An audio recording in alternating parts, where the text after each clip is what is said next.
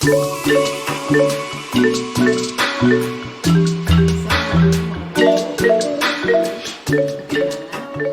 kita masuk pada pertemuan kita yang kedua. Kita akan melanjutkan pelajaran kita minggu lalu dengan materi konsep perhitungan pendapatan nasional. Perhitungan pendapatan nasional dapat kita lakukan dengan cara 1. Dengan menggunakan konsep perhitungan pendapatan nasional. 2. Dengan menggunakan metode atau pendekatan perhitungan pendapatan nasional. Oke anak-anak, kita lanjut dengan yang pertama. Konsep perhitungan pendapatan nasional.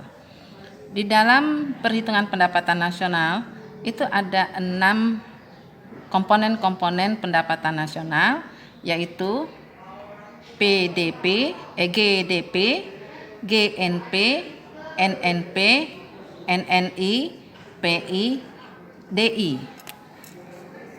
4 NNI, 5 PI, 6 DI. Nah, istilah-istilah ini harus kamu kenal satu persatu. Namun pada hari ini kita hanya sampai ke NNP. Ibu ulangi ya. GDP, Gross Domestic Product. GNP, Gross National Product. NNP, Net National Product. NNI, Net National Income. PI, Personal Income, dan terakhir DI, Disposable Income. Hari ini kita hanya sampai NNP. Kita mulai. 1. Konsep perhitungan pendapatan nasional yang pertama adalah GDP, Gross Domestic Product, atau yang bahasa kitanya Produksi Nasional Bruto, PDB. Di sini lihat yang merah ini, di dalam GDP itu ada usaha warga negara asing di dalam negeri. Nah, kata kuncinya di D ini ya nak. D itu domestik. Domestik itu adalah batas-batas wilayah.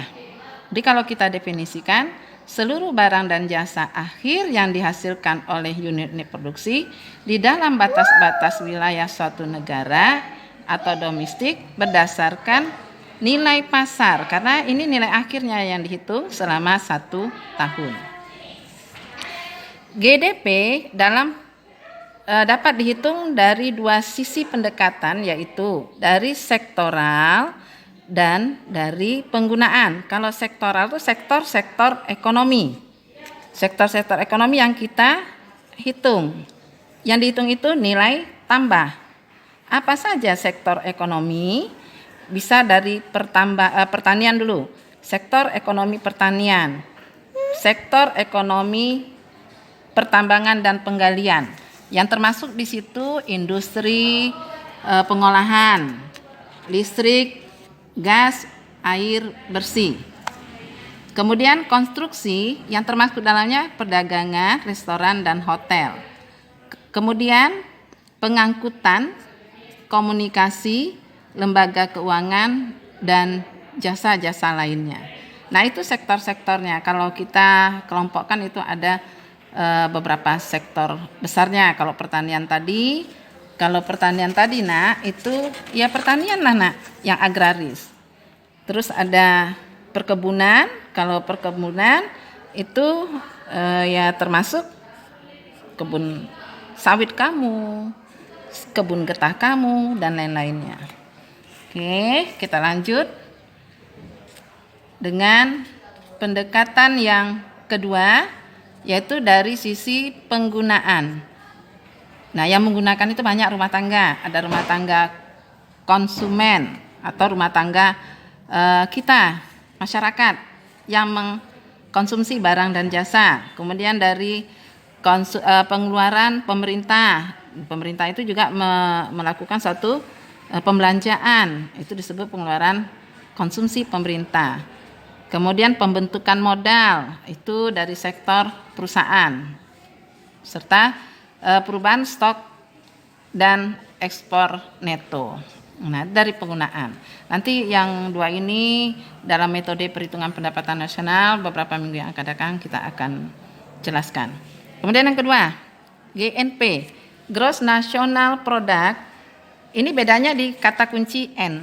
Tadi ada D, nah di sini ada N. N itu nasional.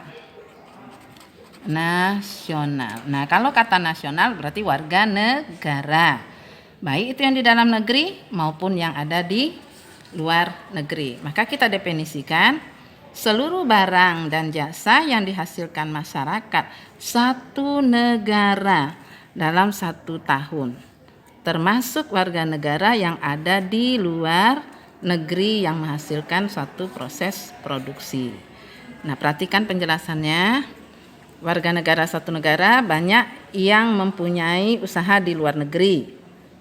Hasil usaha warga negara itu milik negara asal. Contoh satu, banyak warga negara Indonesia di Saudi Arabia yang buka usaha.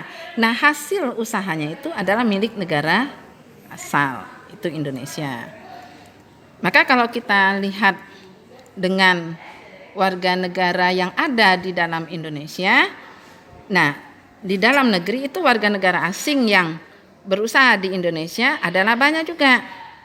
Nah, untuk menghasilkan net income, maka kita akan kurangi warga negara asing kurang warga negara di luar negeri. Nah, ini dapat net income.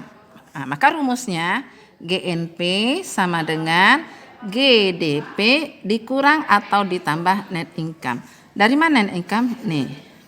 Nah, di sini ada juga Ibu jelaskan. Net income diperoleh dari selisih dari pendapatan warga negara asing di dalam negeri. Karena itu punya orang ya, dikurangi dengan kita tambahkan ke pendapatan warga negara kita di luar negeri. Nah, ini ada beberapa contoh, satu aja ya. Jika diketahui PDB 750 miliar, sedangkan produksi warga negara di dalam negeri 50 miliar, dan produksi warga negara di luar negeri itu 25 miliar, maka itulah GNP. Jadi kita ulangi, jika diketahui PDB 750 miliar, sedangkan warga negara asing di dalam negeri 50 miliar, warga negara kita di luar negeri 25 miliar, hitunglah diketahui GDP sama dengan 750 M. Produksi WNA di dalam negeri berapa tadi? 50 M. Terus produksi WNI di luar negeri 25 M. Ditanya GNP. Maka kita jawab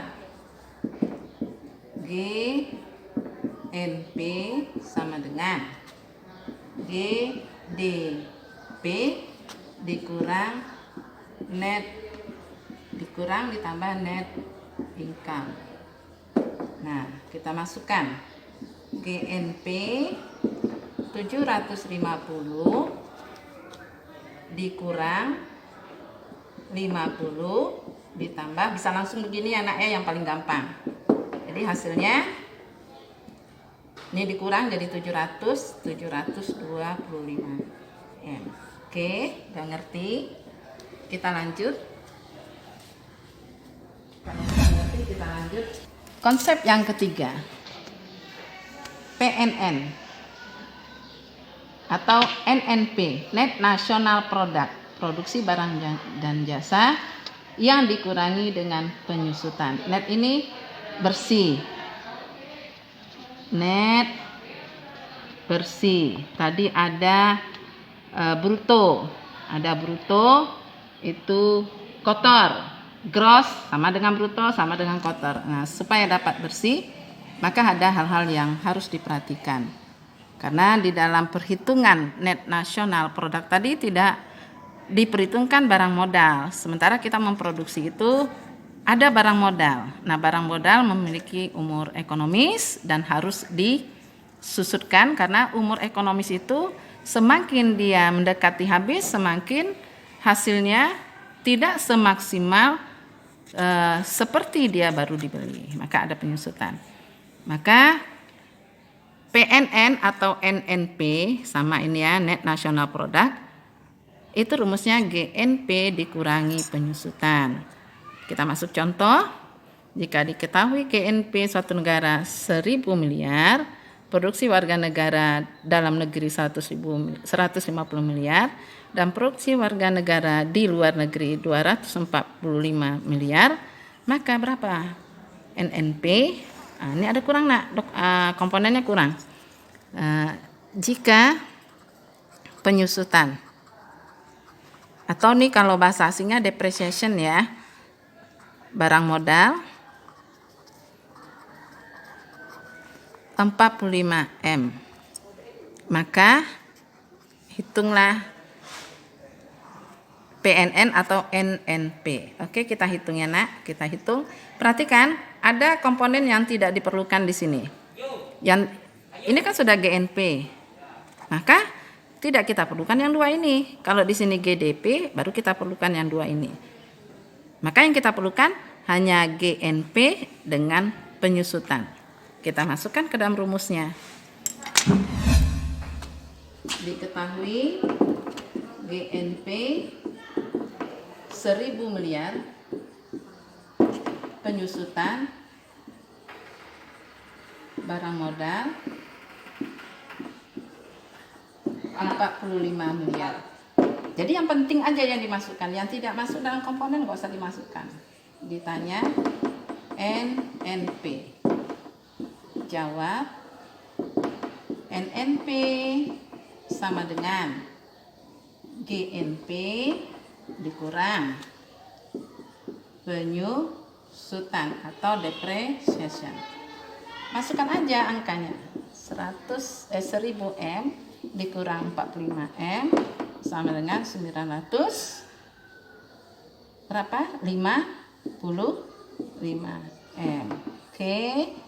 Baiklah anak-anak, sampai di sini pelajaran kita hari ini. Tolong dipahami, yang tidak mengerti ditanyakan supaya dapat kita selesaikan dalam diskusi interaktif. Setelah akhir pembelajaran, ada tugas yang harus kalian kerjakan dan kamu kumpulkan sesuai dengan ketentuan yang berlaku di sekolah. Oke, silahkan dipahami